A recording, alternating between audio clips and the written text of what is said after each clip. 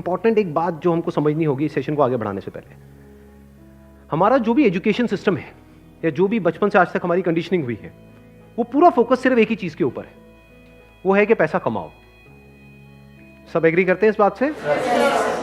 तो पैसा कमाने पे तो सबका फोकस है, लेकिन कुछ ऐसा है जो इससे बहुत इंपॉर्टेंट है, उस पर किसी का फोकस नहीं है। पैसा कमाने से भी ज्यादा जो इंपॉर्टेंट है वो है कि आपने कितना पैसा बचाया। इंपॉर्टेंट है या नहीं है लॉन्ग टर्म में?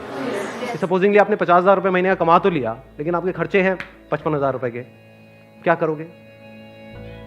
तो कितना आपने कमाया उससे ज्यादा इंपॉर्टेंट है आपने कितना बचाया। कितना बचाया इससे भी ज्यादा इंपॉर्टेंट है कि जो बचाया उसको किस तरीके से इन्वेस्ट किया। ये कितने लोग समझ पा रहे हैं इस बात को? बट ये हमको कहीं नहीं सिखाया जाता है, स्कूल्स में, कॉलेजेस में, घर पे भी इसकी इतनी बात नहीं होती है कि पैसे को इन्वेस्ट कैसे करना है, स्मार्टली कैसे इन्वेस्ट करना है। क्योंकि अगर आपको स्मार्टली इन्वेस्ट करना आता है और आप मान लो महीने का, मैं बहुत बड़ी बात नहीं करता, 2-3 हज़ार रुपए भी इन्वेस्ट करते रहते हो अभी से, इस एज ग्रुप से, which is around 25 years 30 years, तो आने वाले 20 साल बाद, 30 साल बाद पता है आपके अकाउंट में कितना पैसा हो सकता है अगर स्मार्टली इन्वेस्ट करते हो तो? करोड़ों रुपए हो सकते हैं।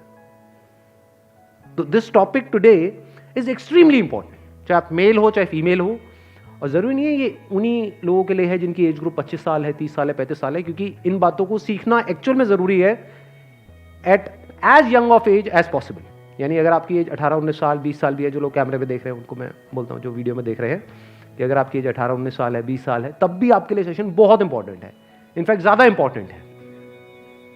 और मेरे को आइडिया कहाँ से आया ये सेशन करने का? मेरे एक फ्रेंड है, मेरी वैसे उनसे बातचीत हो रही, उन्होंने मेरे से पूछा कि यार मेरे पास में कुछ फंड पड़ा हुआ है, मुझे क्या करना चाहिए, उसको कहाँ इन्वेस्ट करना चाहिए, कुछ आइडियाज हैं आपके पास?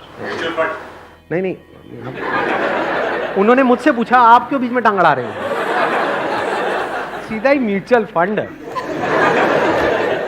तो उन्होंने मेरे से पूछा, तो मैंने ये नहीं कहा जो इन्होंने कहा, मैंने सबसे पहले उनसे ये पूछा, मैंने कहा आपने क्या किया हुआ इस पैसे का और कितना पैसा आपने जोड़ा हुआ है? उन्होंने बताया मेरे अकाउंट में अराउंड 4-5 लाख रुपए पड़ा हुआ है। मैंने कहा अकाउंट में मतलब? कहते savings account. And it's a huge blunder. और आप में से भी बहुत सारे लोगों के अकाउंट में पैसा पड़ा होगा। कितने ऐसे हैं यहां पर? सेविंग अकाउंट में इंटरेस्ट कितना है पता है? 3%, 3.5%। इन्फ्लेशन कितनी है? इन्फ्लेशन पता है ना हम सबको क्या है? मान लो आज हम पेट्रोल खरीदते हैं, कितने का है पेट्रोल? कितने रुपए लीटर है? 73। ये आज से 20 साल पहले कितने का था? 20-25 रुपए का। तो 25 रुपए से बढ़ करके आज कहां हो गया है? 73 पे पहुंच गया। तो ऑलमोस्ट 3 गुना बढ़ गया है। तो अगर वो पैसा आपके सेविंग अकाउंट में पड़ा होता तो क्या वो 3 गुना बढ़ जाता? तो आप लॉस में हो। समझ गए? इन्फ्लेशन का जो रेट है अप्रोक्सीमेटली आप कह सकते हो 6% के आसपास मान लेते हैं, वो वेरी करता रहता है।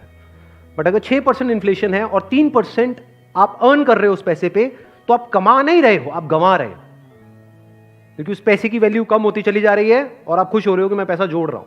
आप जोड़ नहीं रहे हो, आप बेवकूफी कर रहे हो। तो इस तरह की कुछ चीजें हैं जो हमको सीखनी बहुत जरूरी है।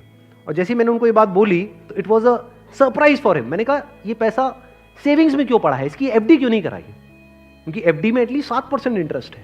कहता मैंने कभी सोचा ही नहीं ऐसे, मेरे को किसी ने बताया ही नहीं इसके बारे में, कभी सिखाया ही नहीं। और ये कोई छोटी प्रॉब्लम नहीं, बहुत बड़ी प्रॉब्लम है। मैंने कुछ कैलकुलेशंस करी, फिर उनको मैंने बताया, मैंने कहा अगर सिर्फ इतना सा स्टेप हमने उठा लिया ना, इतना सा जो कुछ भी नहीं है, कुछ घंटे का है, कि जो सेविंग में पड़ा है उसकी एफडी करानी है। एफडी भी अलग अलग ड्यूरेशन की करा दी, कुछ जो हमको पता है कि अभी इमीडिएटली